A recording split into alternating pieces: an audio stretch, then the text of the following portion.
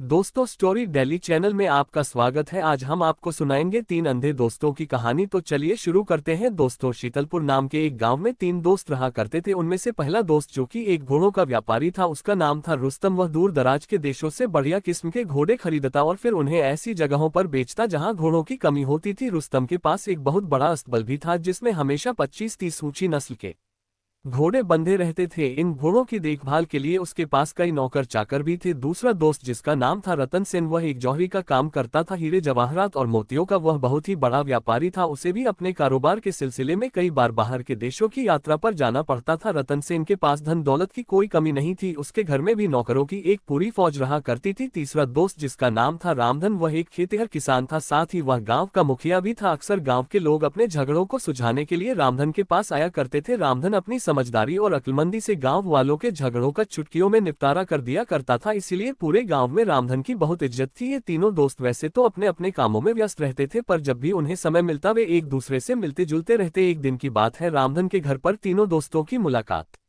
हुई। रामधन अपने बाकी दोनों दोस्तों से कहने लगा, दोस्तों, अगले महीने से कार्तिक मास शुरू होने वाला है। मेरा मानना है कि इस पवित्र महीने में हमें तीर्थ यात्रा पर जाना चाहिए, क्योंकि धन कमाते कमाते तो हमारी सारी जिंदगी निकल जाएगी। हमें कुछ समय भगवान की भक्ति और तीर्थ यात्रा के लिए भी निकालना चाहिए, ताकि हमारा परलोक सुधर सके। इस पर जौहरी रतन सेन कहने लगा, भाई रामधन, मुझे तो तुम्हारी बात बिल्कुल सही लगती है।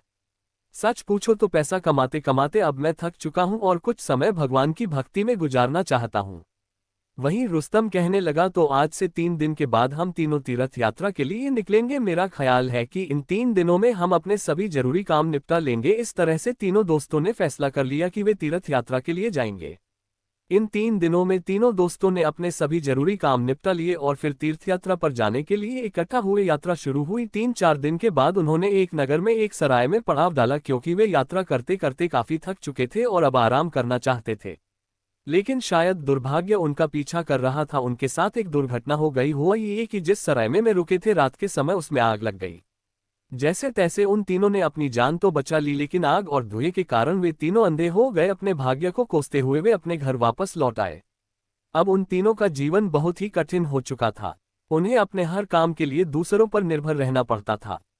दूसरी तरफ उनकी आमदनी भी अब बंद हो चुकी थी, क्योंकि अंधा होने के कारण वे किसी भी तरह का व्यापार करने के काबिल नहीं रहे थे। धीरे धीरे समय बीता और उनके पास जो भी धन था वह कम होता गया। एक समय ऐसा आया जब उनकी आर्थिक स्थिति बहुत खराब हो चुकी थी, परंतु तीनों की दोस्ती में कोई कमी नहीं आई थी। बस यूं समझ लीजिए कि वे तीनों अब एक दूसरे का सहारा थे। एक दिन जब तीनों दोस्त बैठे हुए थे तो रामधन कहने लगा, दोस्तों, ये हमारा दुर्भाग्य है कि हम तीनों की आंखें चली गई और अब तो हालत ये हो गई है कि घर में खाने के भी लाले पड़ गए हैं। इस अंधेपन के कारण न तो हम कोई काम कर सकते हैं और ना ही कोई व्यापार। जो भी जमा पूंजी हमारे पास थी वह भी खत्म हो चुकी है। मुझे तो बहुत चिंता हो रही है कि आगे हमारा भविष्य कैसा होगा, हम किस प्रकार अपना जीवन बिता पाएंगे।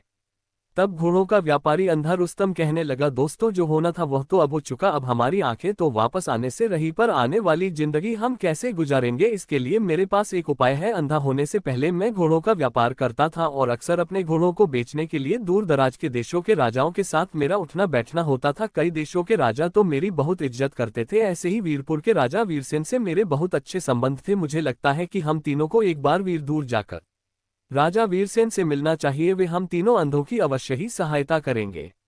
रामधन कहने लगा, भाई रुस्तम, भला एक राजा के दरबार में हम तीन अंधों का क्या काम होगा। राजा वीरसेन हम तीनों की सहायता क्यों करेंगे। तब जौहरी रतन सेन कहने लगा, लेकिन फिर भी हमें राजा वीरसेन के पास जाकर मिलना चाहिए, क्योंकि अब हमारे पास कोई दूसरा चारा भी तो नहीं है। ये सोचकर वे तीनों लोग वीरपुर के लिए रवाना हो गए।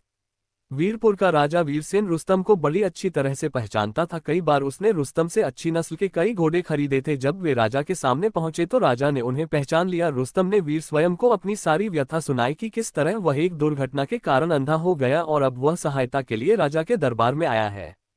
राजा ने जब उन तीनों की कहानी सुनी तो उसे तीनों पर बहुत तरस आया। राजा ने कहा, अगर मैं आप तीनों को अपने दरबार में रख लूं तो आप मेरे लिए क्या कर पाएंगे। आप तीनों तो अंधे हैं। तब रुस्तम ने कहा, महाराज, बेशक हमारी आंखें जा चुकी है, परंतु हम तीनों अपने अपने हुनर के माहिर हैं। मुझे लगता है कि हम सलाहकार के तौर पर आपके दरबार में काम आ सकते हैं। आप मुझे ही देख लीजिए, मैं पिछले कई सालों से घोड़ों का व्यापार कर रहा हूँ और मुझे हर किस्म के घोड़े की अच्छी तरह पहचान है। यदि आपको कभी घोड़ा खरीदना होगा तो मैं आपको उसमें सहायता कर सकता हूँ।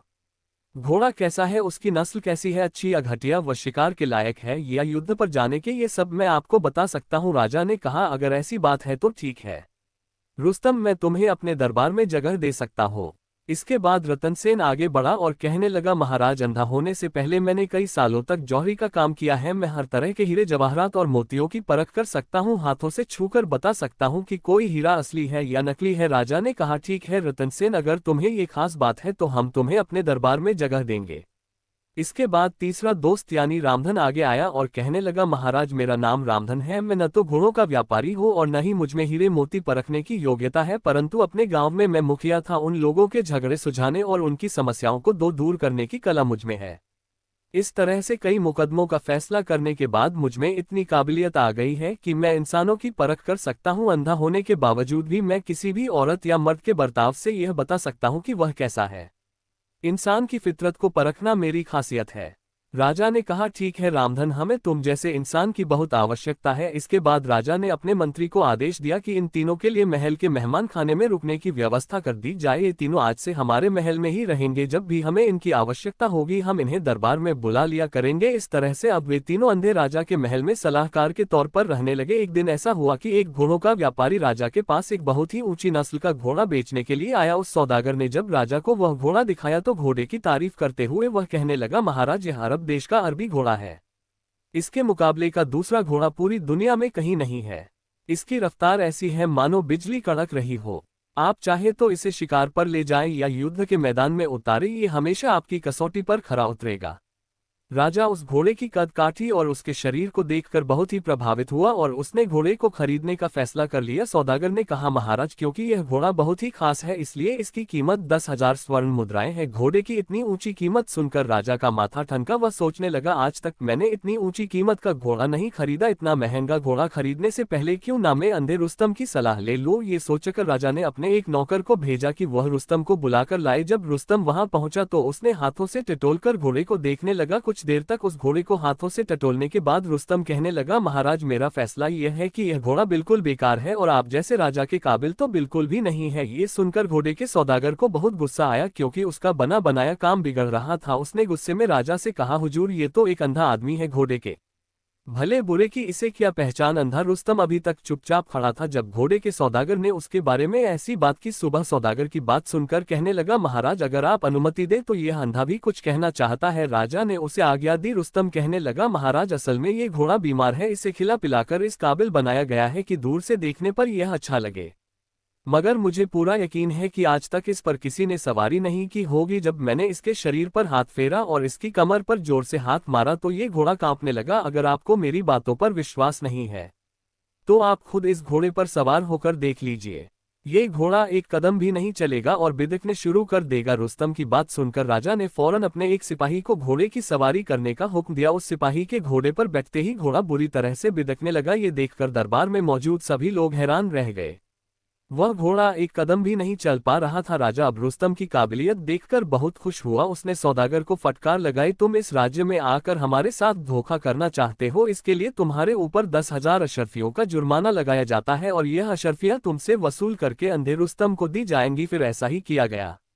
1,000 अशर्फियां घोड़े के सौदागर से लेकर अंधे रुस्तम को दे दी गई। राजा के खजाने में एक बहुत ही बेशकीमती और बड़े आकार का मोती था। राजा चाहता था कि उसके पास बिल्कुल इसी तरह का एक और मोती भी होना चाहिए। कुछ दिनों बाद एक जौहरी राजा को ठीक उसी तरह का एक मोती और पेश करने के लिए आया। राजा को वह मोती बहुत पसंद आया तो उसने जौहरी से वह मोती खरीदने की इच्छा जताई। जौहरी ने कहा, महाराज, इस मोती की कीमत 5,000 अशर्फियां है। तब राजा ने सोचा, क्यों ना मोती को खरीदने से पहले अंधे रतन सेन की सलाह लेनी चाहिए। उसने तुरंत एक नौ को भेजकर अंधे रतन सेन को बुलवाया। रतन सेन वहां पर आया और हाथों में मोती को लेकर कुछ देर तक उसे टटोलता रहा। फिर जो मोती राजा के पास था उसे भी अपने हाथ में लिया और बहुत देर तक उसे जांचता परखता रहा। कुछ देर के बाद उसने अपना फैसला सुनाते हुए कहा, हुजूर, यह मोती जिसे आप 5,000 अशर्फिया देकर खरीदना चाहते हैं ये बिल्कुल नकली है। जो जौहरी उस मूर्ति को बेचने आया था उसने जब रतन सेन की यह बात सुनी तो उसे बहुत ही गुस्सा आया और वह अंधे रतन सेन को बुरा भला कहने लगा। राजा से वह कहने लगा, हुजूर, यह आदमी तो अंधा है,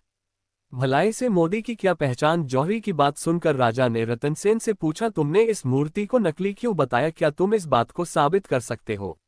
रतन सेन ने उसी समय एक नौकर से एक पत्थर मंगवाया। इसके बाद रतन सेन ने राजा का मोती लिया और उसे जमीन पर रखकर पत्थर की एक जोरदार चोट मारी, लेकिन पत्थर की चोट से मोती फिसलकर दूर जा गिरा। फिर रतन सेन ने जौहरी का मोती जमीन पर रखा और उसी तरह पत्थर से चोट मारी। पत्थर की चोट खाते ही जौहरी का मोती चकनाचूर हो गया। ये देखकर राजा हैरान रह गया। उसने जौहरी को फटकारते हुए कहा, तुम एक राजा के साथ बेईमानी करना चाहते थे। हम चाहें तो अभी के अभी तुम्हारा सर कलम करवा सकते हैं, पर हम व्यापारियों की इज्जत करते हैं, इसलिए तुम्हें जान से नहीं मारेंगे, परंतु धोखेबाजी करने की सजा तुम्हें जरूर दी जाएगी। तुम्हारे लिए सजा यह है कि तुम्हें 5,000 अशरफियों का जुर्माना भरना पड़ेगा। इस तरह राजा ने उस जौहरी से 5,000 अशरफियों का जुर्माना लिया और वह अशरफियां रतनसेन को दे दी। राजा रतनसेन के काम से बहुत खुश था। रतन सेन के रूप में उसे एक बहुत ही गोरी आदमी मिल गया है। राजा ने फैसला किया कि उसने 2 अंधे आदमियों का तो इम्तिहान ले लिया है, ये दोनों मेरे लिए बहुत ही फायदेमंद साबित हुए हैं, क्यों ना अब तीसरे अंधे यानी रामधन का भी इम्तिहान ले लिया जाए, जिससे उसकी काबिलियत भी साबित हो सके। उसने कहा था कि वह इंसानों की परख कर सकता है और किसी भी औरत या मर्द के बारे में बता सकता है। ये सोचकर राजा ने रामधन को अकेले में अपने पास बुलाया और कहने लगा, हम तुम्हारी भी परीक्षा लेना चाहते हैं। तुमने कहा था कि तुम किसी भी स्त्री या पुरुष के व्यवहार के बारे में बता सकते हो। मैं चाहता हूं कि तुम मेरी पत्नी यानी महारानी के बारे में कुछ बताओ। रामधन फौरन इसके लिए तैयार हो गया और कहने लगा, ठीक है महाराज, मैं आपको महारानी जी के बारे में अवश्य बताऊंगा। इसके लिए उन्हें यहाँ पर बुलाना होगा।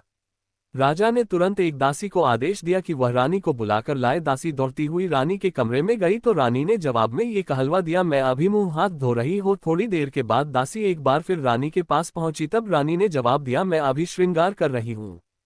तीसरी बार जब दासी रानी के पास पहुंची तो वह कहने लगी, मैं अभी कपड़े बदल रही हूँ। दासी एक बार फिर रानी के कमरे में गई तो रानी ने कहलवाया, मैं अभी बाल बना रही हूँ।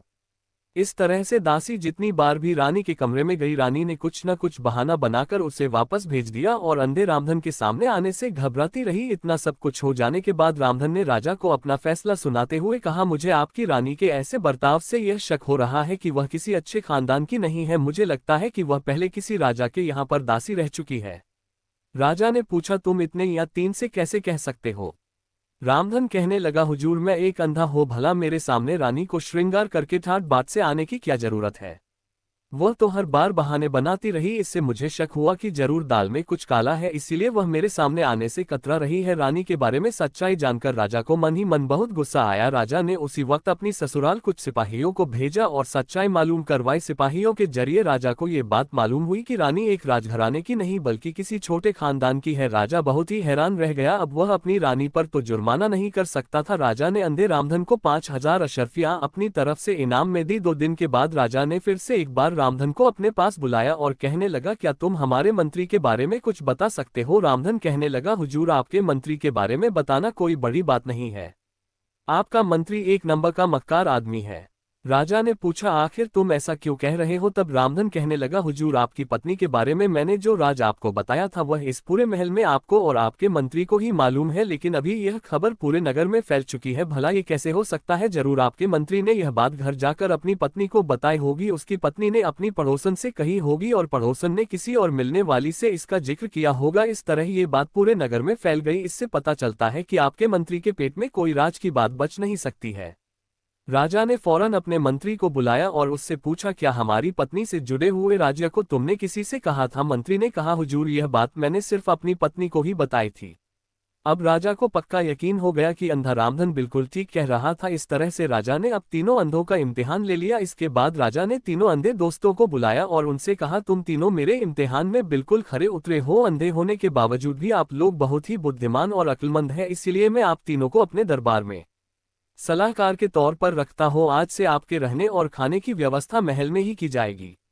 इस तरह तीनों मित्र अब राजा के दरबार में नौकरी करने लगे। तब राजा भी इस बात से खुश था कि उसके दरबार में 3 बहुत ही गुणी और अक्लमंद दरबारी आ गए हैं। तो दोस्तों, मुझे पूरी उम्मीद है कि आपको ये कहानी बहुत ही पसंद आई होगी। इस वीडियो को लाइक कीजिए और हमारे चैनल स्टोरी डेली को सब्सक्राइब करना।